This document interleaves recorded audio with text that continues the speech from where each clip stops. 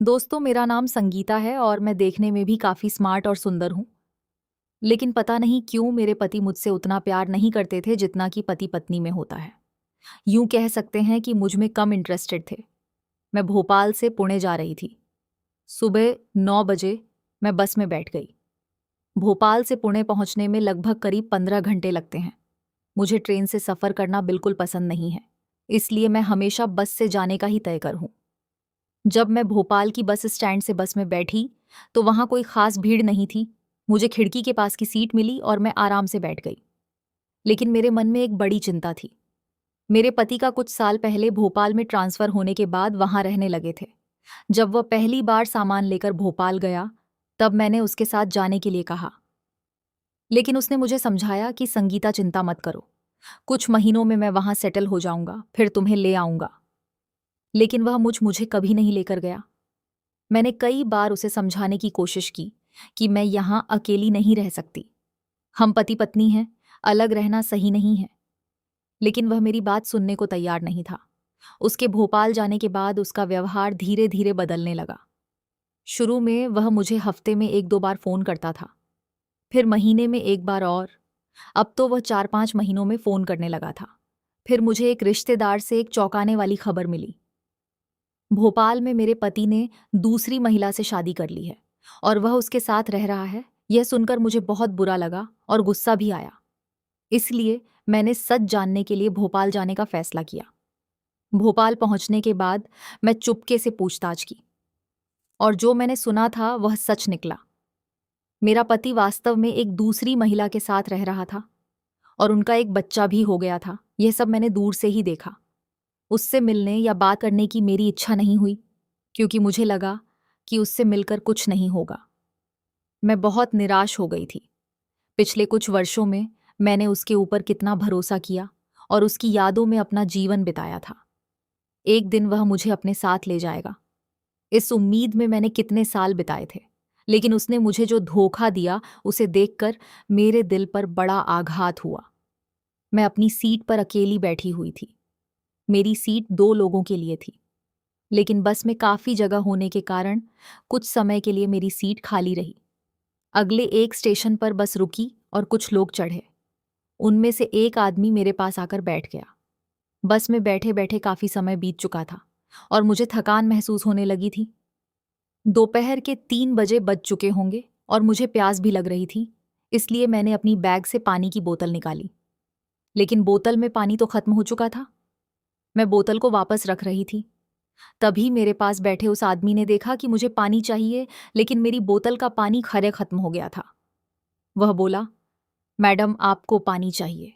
मैंने कुछ नहीं कहा, लेकिन उसने अपनी बैग से पानी की बोतल निकालकर मेरे हाथ में दे दी। मैंने थोड़े घूंट पानी पिया और वह बोतल उसे वापस कर दी। मैंने उसे धन्यवाद कहा। अब शाम के करीब 7 बजे होंगे, बस तेजी से आगे बढ़ रही थी। मैंने उससे पूछा, आप कहाँ जा रहे हैं? उसने बताया, मैं पुणे जा रहा हूँ। अच्छा, मैं भी पुणे जा रही हूँ। यह सुनकर उससे थोड़ा आश्चर्य हुआ और उसके चेहरे पर हल्की मुस्कान भी आई। उसने बताया कि वह भोपाल में काम करता है और इंजीनियर है। सर्दियों के दिन थे और जैसे जैसे शाम बढ़ रही थी, वातावरण में काफी ठंड बढ़ रही थी। मैंने अपनी खिड़की की कांच बंद कर दी, लेकिन कुछ यात्रियों ने खिड़कियां खुली रखी थी, जिसकी वजह से ठंडी हवा बस में आ रही थी। मुझे बहुत ठंड लगने लगी। मैंने स्वेटर तो पहन रखा था, लेकिन जल्दी जल्दी में शॉल लाना भूल गई थी, जिसका मुझे बहुत अफसोस था। अब रात के 10 बजे बज चुके थे और ठंड बहुत बढ़ गई थी। बस के अंदर की लाइट भी बंद हो गई। मैं ठंड से कांप रही थी। मेरे पास बैठे आदमी ने अपनी बैग से एक शॉल निकालकर पहन ली थी। मुझे देखकर उसे समझ आ गया होगा कि मुझे ठंड लग रही है, लेकिन उसने कुछ नहीं कहा। मैं खुद पर ही नाराज हो रही थी कि इतने लंबे सफर पर जा रही हूं और शॉल लेना भूल गई। रात लगभग 11 बजे बस एक ढाबे पर रुकी। मैंने तय किया कि गरम आगरम चाय पीकर थोड़ी गर्मी प्राप्त करूंगी। चाय लेते वक्त वह आदमी भी नीचे उतरा। उसने मेरी ओर देखा और मैंने उसके पास जाकर थोड़ा मुस्कुराते हुए पूछा, आप भी चाय लीजिए? उसने कहा, ठीक है। तो मैंने उसके लिए भी चाय मंगवाई। हम दोनों ने साथ में चाय पी और थोड़ी बातचीत भी हुई। चाय पीने के बाद फिर से बस में बैठ गए। गाड़ी चलने लगी, लेकिन अब रात के 12 बज चुके थे। और ठंड और भी बढ़ गई थी। मुझे फिर से पहले की तरह ठंड लगने लगी। उस आदमी ने कहा, मैडम अगर आपको कोई ऐतराज नहीं है तो मैं अपनी शॉल आपको दे सकता हूं। उसने अपनी शॉल उतारकर मेरी तरफ बढ़ाई। मैंने उसे लेने से मना कर दिया क्योंकि उसे भी ठंड लग रही थी। मुझे लगा कि उसके लिए यह सही नहीं होगा, लेकिन वह बहुत आग्रह कर रहा था। मैंने कहा, आप मुझे शॉल दे रहे हैं, लेकिन आपको भी तो ठंड लग रही होगी। वह हंसते हुए बोला, कोई बात नहीं, मैं एडजस्ट कर लूंगा। फिर मैंने कहा, नहीं, आप खुद को परेशान मत कीजिए। थोड़ी देर तक मैं वहीं ठंड से कांपती रही। तब उसने कहा, मैडम अगर आपको कोई दिक्कत नहीं है तो हम दोनों मिलकर इस शॉल को आधा आधा ओढ़ सकते हैं। इससे हम दोनों थोड़ा सा ठंड से बच सकेंगे। मैंने थोड़ी देर सोचा और कहा, ठीक है, क्योंकि अब ठंड सहन करना मुश्किल हो रहा था। उसने अपनी शॉल आधी उतारी और मुझे दे दी। वह थोड़ा पास हो गया और मैं भी थोड़ी उसकी ओर सट गई। हम दोनों ने शॉल को आधा आधा ओढ़ लिया और यात्रा फिर से शुरू हुई। अब रात के 1 बज गया था। कुछ घंटे में हम पुणे पहुंचने वाले थे। शॉल की वजह से एक दूसरे की मदद करना हमारा कर्तव्य है और मुझे मदद करना हमेशा पसंद है। मुझे उसका स्वभाव बहुत पसंद आया, इसलिए मैंने उससे पूछा, आपका नाम क्या है? उसने जवाब दिया, मेरा नाम गौरव है। मैंने कहा, मेरा नाम संगीता है। उसने हंसते हुए कहा, अच्छा नाम है। मैं थोड़ी शर्माई और मैंने कहा, थैंक यू। हम इतने करीब बैठे थे कि आसपास के लोगों को लगता था जैसे हम पति पत्नी हैं। गौरव बोला, मुझे बस से यात्रा करने की आदत नहीं है। मैं हमेशा ट्रेन से ही जाता हूँ, लेकिन आज पहली बार बस से यात्रा कर रहा हूँ। मुझे बस में सफ़र करना बहुत बोरिंग लगता है। मैंने हंसते हुए कहा, ऐसा है क्या? मुझे तो बस से यात्रा करना बहुत पसंद है। फिर उसने अपनी जेब से मोबाइल निकाल कर देखा और बोला, अब 2 बज चुके हैं। कुछ ही देर में गाड़ी पुणे पहुंचने वाली है। उसके चेहरे पर थोड़ी थकान दिखाई दे रही थी, लेकिन फिर भी वह शांत और खुश था। उसने मोबाइल में गाना लगाकर ब्लूटूथ से सुनना शुरू कर दिया। कुछ देर गाना सुनने के बाद वह मेरी तरफ मुड़कर बोला, संगीता, मुझे गाड़ी की हल्की सी आवाज़ सुनते ही नींद आने लगी है।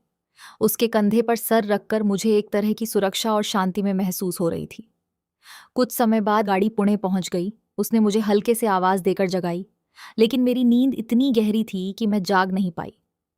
फिर उसने धीरे से मेरी पीठ पर थपथपाते हुए मुझे उठाया। मैं तेजी से उठ गई। उसके चेहरे पर एक मीठी मुस्कान थी।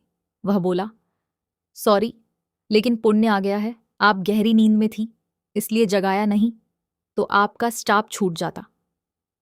मैंने उसे देखते हुए हंसते हुए कहा, थैंक यू। अच्छा हुआ आपने मुझे जगाया, नहीं तो सच में मुझे परेशानी हो जाती। उसने मुझसे पूछा, आपको कहाँ उतरना है? मैंने कहा, मुझे वह स्टॉप पर उतरना है। यह सुनकर वह थोड़ा चौंक कर बोला। सच में? मैंने हंसते हुए उत्तर दिया, हाँ, सच में मुझे भी वहां ही उतरना है। अब मुझे भी थोड़ा अजीब सा लग रहा था कि हमारा सफ़र कितना समान था। करीब रात के 400 बजे बस स्टॉप पर रुके। हम दोनों नीचे उतर गए। चारों ओर गहरा सन्नाटा था और सड़क पर कुछ ही गाड़ियां दिखाई दे रही थीं। मैंने तय किया कि यहां से मैं रिक्शा लेकर घर जाऊंगी, लेकिन उस समय रिक्शा मिलना बहुत मुश्किल था। गौरव अभी मेरे पास खड़ा था। मैंने पूछा, आपको कहाँ जाना है? कौन सी कॉलोनी है आपकी? उसने जवाब दिया, नहीं नहीं, मेरा घर यहाँ पास में ही है। मैं बस रिक्शा मिलने तक आपके साथ रुक गया हूँ। उसकी इस बात ने मुझे उसका बहुत सम्मान बढ़ा दिया। मैंने उसे मुस्कुराते हुए कहा, थैंक यू। अब लगभग 4:30 बज रहे थे और ना तो रिक्शा मिल रही थी और ना ही कोई सवारी। फिर उसने बोला, संगीता, अगर आपको कोई परेशानी नहीं है तो क्या आप मेरे घर चलेंगी? मेरा घर यहाँ पास में है और बहुत रात हो चुकी है। यहाँ ज्यादा देर ठहरना मुझे सुरक्षित नहीं लग रहा। मैं थोड़ी देर सोची। वह सही भी लग रहा था और उसका व्यवहार भी बहुत अच्छा था। मैंने उस पर भरोसा करते हुए कहा, ठीक है, चलिए। हम दोनों अपनी अपनी बैग्स लेकर चलने लगे। रास्ते के खामोशी में हम दोनों ने ज्यादा बात नहीं की, लेकिन उसके साथ चलने में मुझे एक तरह का सुकून मिल रहा था। कुछ देर चलने के बाद हम एक साधे से घर के सामने पहुंचे। उसने अपनी जेब से चाबी निकालकर दरवाजा खोला। हम अंदर गए। उसका घर बड़ा नहीं था, लेकिन 2 कमरों का छोटा सा लेकिन साफ सुथरा घर था। उसने कहा, संगीता जी, मेरे घर में आपका स्वागत है। मैंने थोड़ी शर्मीली आवाज में कहा। धन्यवाद, उसने बताया। मैं यहाँ बहुत कम समय रहता हूँ। मेरा काम भोपाल में ज्यादा होता है, इसीलिए कुछ दिन भोपाल में और कुछ दिन यहाँ रहता हूँ। मैंने कहा, आपका घर बहुत अच्छा है गौरव जी, उसने कहा। धन्यवाद। संगीता जी, आप बेड पर सो जाइए, मैं सोफे पर सोऊंगा। मैंने तुरंत कहा, नहीं नहीं, आप बेड पर सोए, मैं सोफे पर सो जाऊंगी। वह दृढ़ता से बोला, ऐसा नहीं होगा, आप मेरे घर की मेहमान हैं। मैंने हार मानकर कहा, अगर तुम्हें बेड पर सोने नहीं दूंगी तो मुझे अच्छा नहीं लगेगा। गौरव ने मुझे अपनी बात मानने पर मजबूर कर दिया और हम दोनों अपनी अपनी जगह सो गए। सफर की थकान की वजह से मुझे जल्दी ही नींद आ गई। उस रात की बातें और उसके सभ्य स्वभाव ने मेरे मन पर एक